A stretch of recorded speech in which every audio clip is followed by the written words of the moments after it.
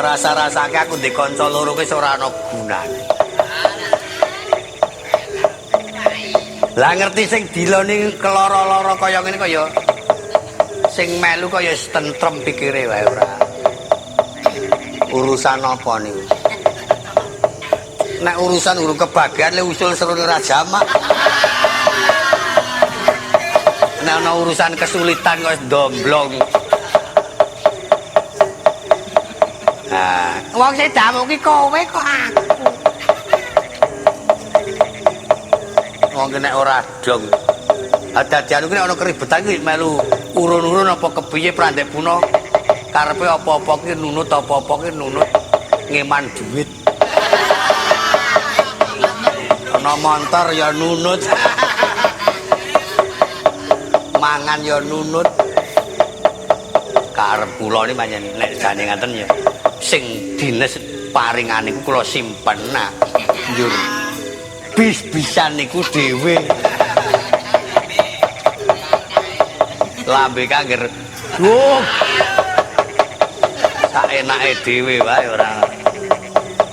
Niat padha karo aku tok rok-rok. Ayo, awi tenan menjaluk sapa kaya kanan kaya mengkene. Jenenge toko karo bilunge padha wae. Niki wonten urusan apa kok njur kula tamu-amu niki. Aku ki ketemu karo satria jenenge Gatotkaca. Dheweke ngaku yen isih sedulure Abimanyu. Lah pancen tesih. Nak sana. Banjur aku kon bali aku ora gelem dhewe bakal ngancam patiku. Aku wani jebul aku kalah tenan, Gok. Dari panjenengan karo menang karo Gatotkaca niku 1000 kemukalan. Daya sampean menapa kanggo menang karo Gatotkaca? Aduh, to sing balung wulting-kulit pancen aku percaya Gatotkaca mempeng. Darsare isih enom, nggih. Isih enom tur ya gagah dadi mempeng. Nek jane nggon kemempengan ki tak kira padha wae. Ayo para, ayo. Padane kok Gatotkaca karo kekuatane tak kira ya padha tak kira. Ping kalah nggon duit. Ora tenan iki. Aku mah gar muni ngono kuwi. Makalah dhisik rombilung. Ya ngono kuwi pancen wong kanggo ra kalap ya kok ngono kuwi ora. Bakal tak tamani komandan kok monggo mawon.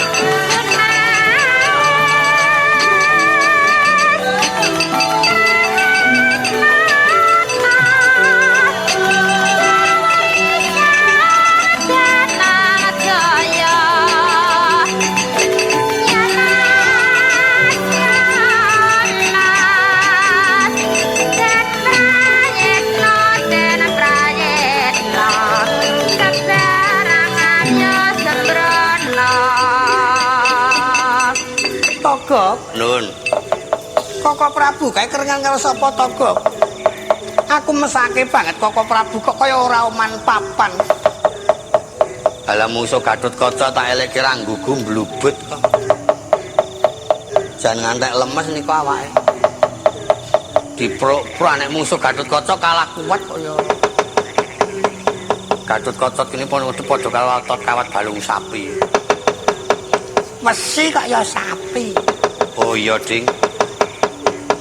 Monggo anggeripun muni perang ngoten Gatotkaca wis kokot bisu. Kokot bisu ki apa? Kokot bisu ki pokoke gemang kalah ngono lho. Hawane ki marep perengang wae.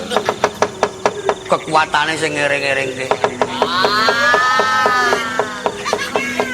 Mbok bate apa kae kok? Nang wong kang mengkas mengkis kok ngono kae. Ana Gatotkaca kok mengkas mengkis. Sapa tau Gatotkaca? Oh ya ora nek Gatotkaca. Kowe iki saenake dhewe wae. Lah mesake Kang Raka Prabu Anggana Dewa niku nek mangke awake puluh-puluh ajur nika mangke. Aku wis elek-elek ora digugu kok senengane cok kumawani kok. Ah tenan. Perang karo Gatotkaca ora kena dilekke ora leren ae. Lara kae sesuk.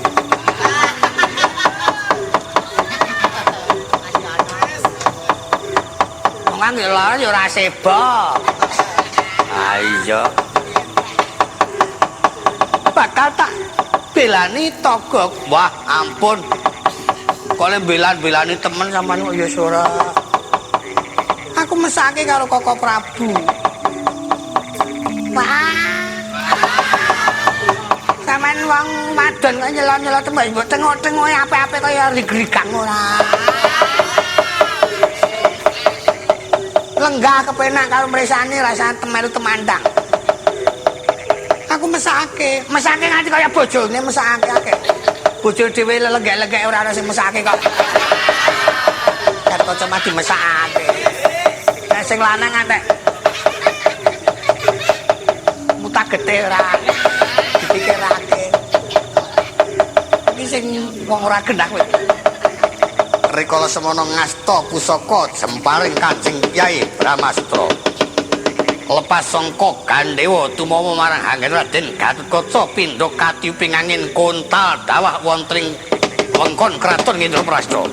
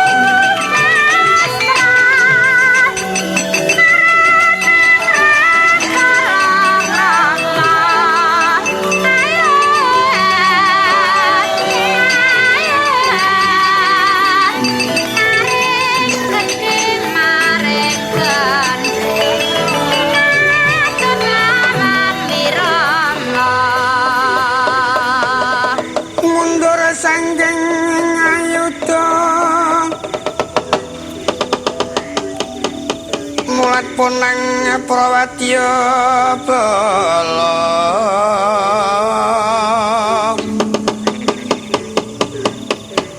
gumuruh swaraning bendhe munya mangungkung ing gagana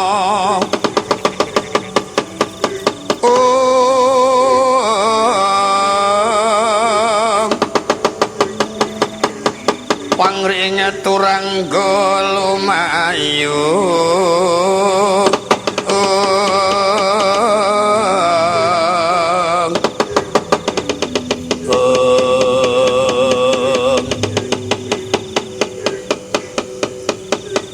Koko Prabu kula Yayi kula lepasi jemparing Gatotkaca kontal saking paprangan. Wah Matur nuwun Yai. Upami panjenengan boten ngelambung saking katebian kula kinten, ingkang raka sampun dados kuwanda pun tekem kan Gatotkaca. Ya masa lumayan ya. Ya lho, apa? Wanita ki nek dipikir-pikir ki ya senajan wanita ning mungguing kahanan kaya ngene iki nek perlu ya melu temandang peperangan kok ya masa lumayan. Arek iya ta? Lumayan. Mulane kuwi nang ndi kuwi nggawa ayu tuyem. Jane napa para gawe iki tegese iki melu. Mang ndak kepengin kowe. Iki rebuka ngopo iki? Wong kula niki rasan-rasan ngrasani keng rayi niku kok yo mbilung malah kon nggo Mbak Ayu niki ra. Lho mbok menawa napa para gawe iki men tumandang ngono. Iki sing ora-ora kok lho. Nek ya aja dengkang nek. Kowe engko nggawa engko ndak. Simbak kuwi. Kepengen ta. Simbak kuwi simbak. Bapak Prabu kados pundi Yai? Mboten perlu menggalih wato yen wonten menapa-menapa kula ingin badhe tanggal jawab. Senajan to kula sipating wanodya mboten badhe ajrih yen to wonten peperangan. Kula kinten saged ngrampungi damel. Wah, syukur bejo sing togok.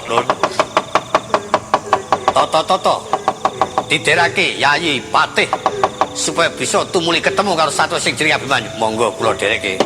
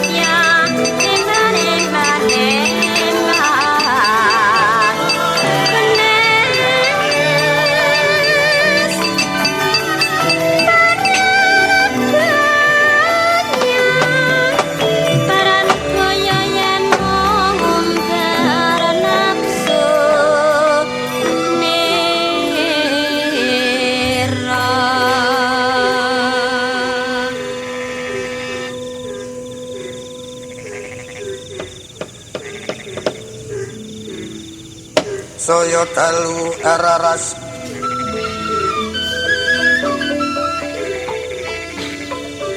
Abiyara sorot lintang kumadhap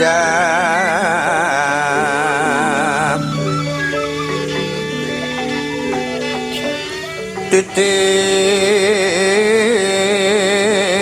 sonya matya latri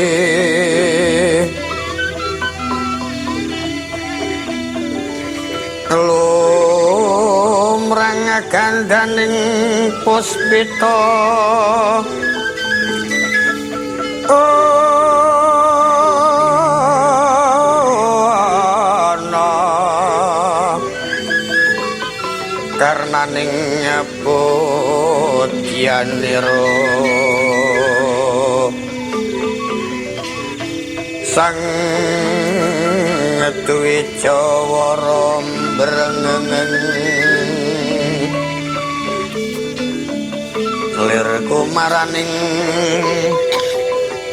madu bronto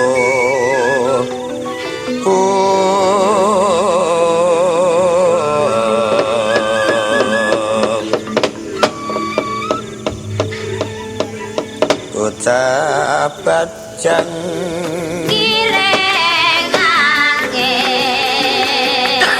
anakku banyu segara ngati-ngati keberungan rasi sesa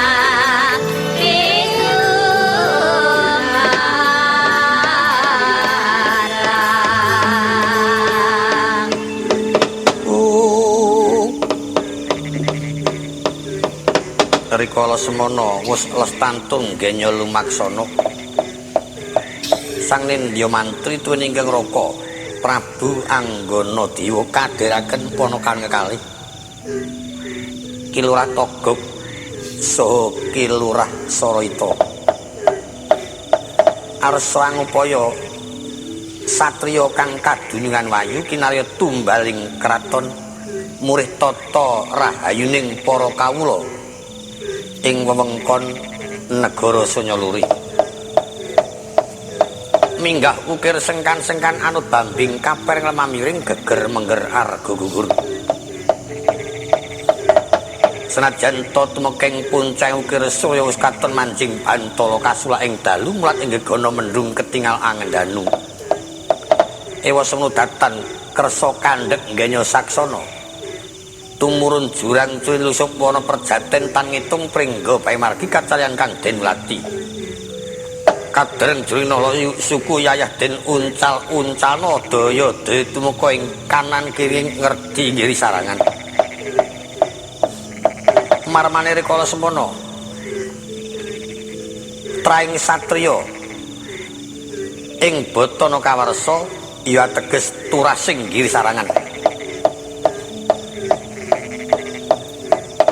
nimbulaken sungkawa awit rikala semana Raden Janaka kang kendran tanpa taliwara sungkawaning para satriya nganti tumeka ing kayangan andadosaken kagiyating para durandara kathah para dewata kang alok yen to Suraya katempuh gara-gara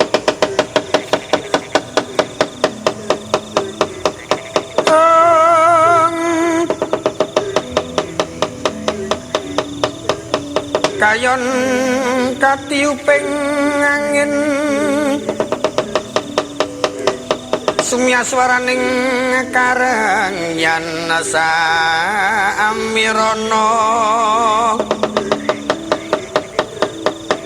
samirana war kulawan riris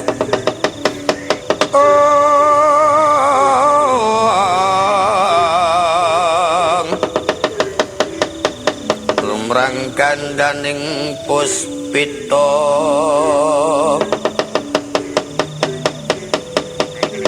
titisanya madya latri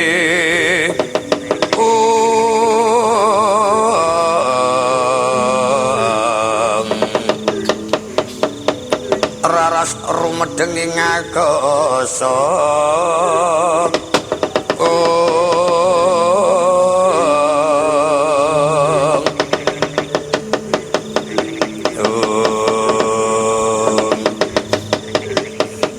sandraning goro-goro bumi gonjang langit marang tangise bumi lawan langit tangise bumi lindu sedina kaping 7 ketiga dawa lemah bengkah deduk mangampak panjang sapi gumarang pangaluping srenggala akeh tantu kang mati kapentang telo minangka satan maris satu tanantuk boga gagrak roning mandiru pangling sing langit banjir bandang tanpa sangkan udan barasal mangsa kluwung pating palengkung tejo mangkara-kara dedet irwati gunung longsor tarung padha dene gunung Siti bengkah mandur bablas salir babatan pacing goro-gorito jaket lir kagiri candraning bulan langit kok tangkep lintang pinduri nontok rontoli dadatit pating kelawer celara taun pating calorot swara kawah gumaludhuk tirta kang mangambak lir kinebur kebur kinucak gambira laya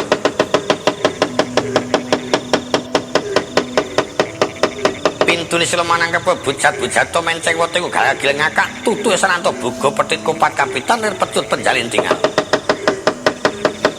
Akeh para dewa kang samya kang toko widodari kepati mlagetring gunung jamur diporek. Kaya bengkah-bengkahno jagat. Kukus kang mangalat-alat amijil hakni pindha andilat to langit biru. Sinawang saking Madyapada ketingal Bramarkata. Kocapa sang pramiti prisa kawonten ing gara-gara tedhak saking palenggan ngasta cupuman asta giyokan isi banyu panguripan. Katetesaken sir padha saling simping gara-gara swara kang katingal gemaluduk.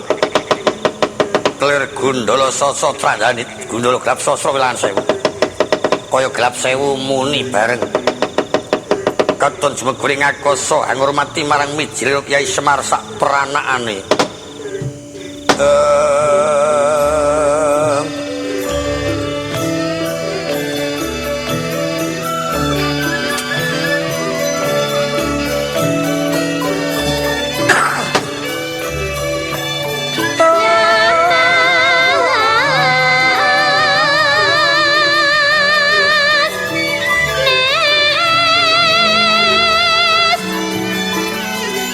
Sarva saraya